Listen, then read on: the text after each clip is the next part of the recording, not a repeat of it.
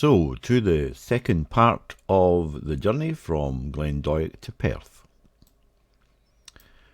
As you can see, there's a zoomed in picture of the route, and once again you've got the elevation map. So if we went all the way up to here, we've ridden the bike up to there, so the first part of the Glendoick to Perth took us to about here at point number 1. So the route then carries on, we come down, we start to lose a bit of height.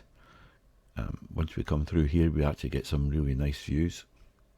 We head along this particular route, and then we start to descend into Perth where the video ends. Once again we've got our elevation map. The highest point in the second part is about 150 metres. And just to zoom it out, you can see in relation where we are, we're at the western end of the Sidlaws. Perth is down here. Dundee, which is my base, is along here, and the River Tay flows along. Okay, let's head to the film. We pick up where we left off from episode 1, and we're continuing down towards Perth and some more beautiful scenery. I'd like to thank everyone for the feedback I received from the first video. It's really nice to hear some of the stuff, and at least one person enjoyed the overview of the map, so thank you all very much.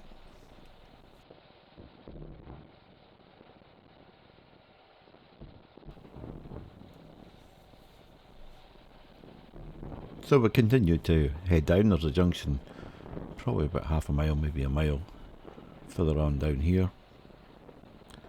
The route's got quite large hedges. The road feels a bit hemmed in,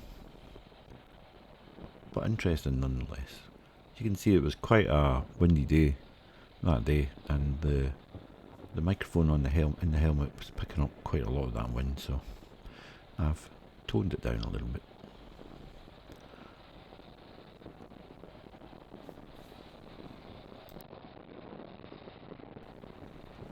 I'm recording this voiceover on the Saturday night, and on the Friday night I was out with a few friends, and I got the joyous bit of feedback that he fell asleep watching one of my videos.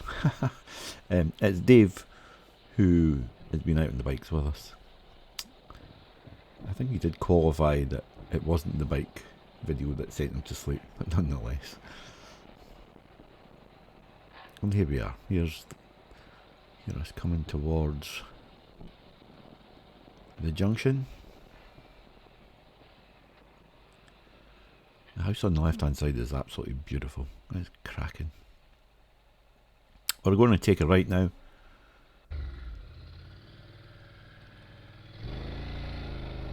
There we go. And we're climbing up again. This is going to take us to the highest point in this particular part of the ride, about 150 metres.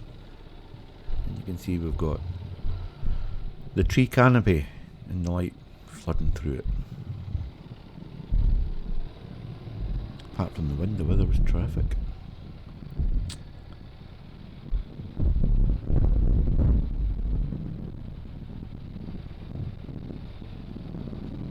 The road will start to open up now, and then that's when we start to see the beautiful views.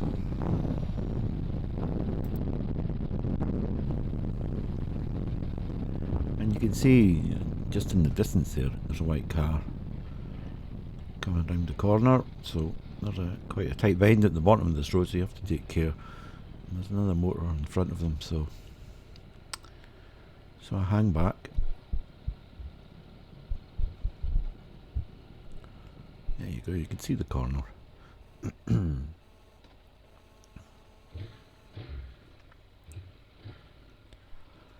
Yep, not even a wave. There's another one. I really do enjoy riding this part of the road because it's so twisty. It's not fast, but it's not what this part of the world's about. Another van coming round the corner there. Now, a couple of years ago, I came round the corner on the bike, and I think it was a posties van, and the guy was hammering around. Thankfully I was taking my time as normal, and nothing came of it, but they do tend to ride a bit quick. So there, you got a quick glimpse of the River Tay there, just for a moment. On the left hand side, just as we're heading along, there's Kinnoull Hill, which has got some terrific forest walks and the views. There's a Fairies Castle at the top of it, and it looks over the cliff edge, and you get an absolutely terrific view. If I could find a picture, not from this ride but from previous visits, I might well insert it.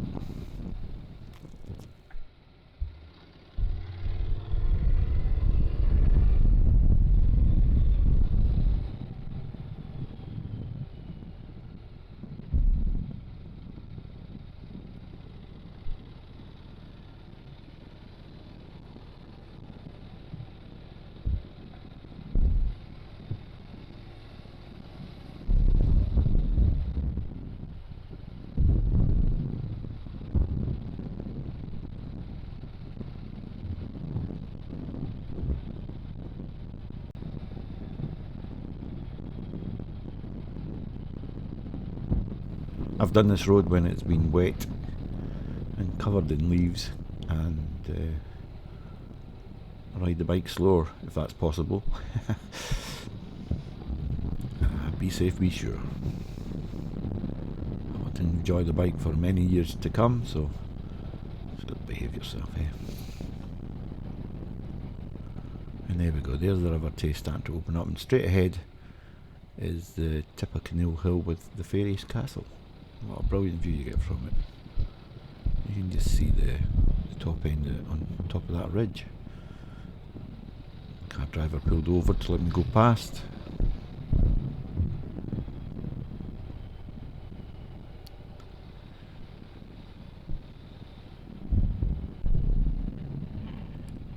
And I freeze frame the picture shortly so we can get a good view. The homes that are there on the right hand side must get an absolutely fabulous. They'll cost a fortune, of course. And there we go. So right in the middle of the picture is Friarton Bridge, and then just alongside that to the right is the start of Perth. That's the dock area.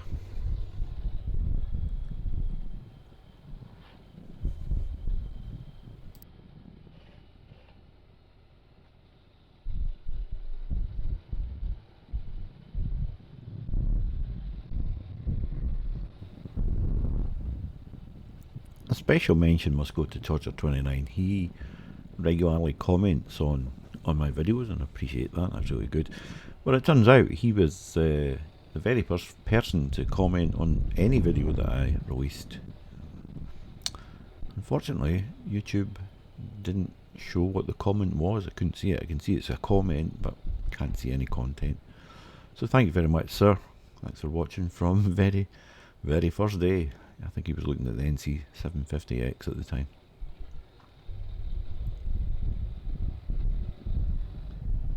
And of course, thanks to everyone who does comment on the videos.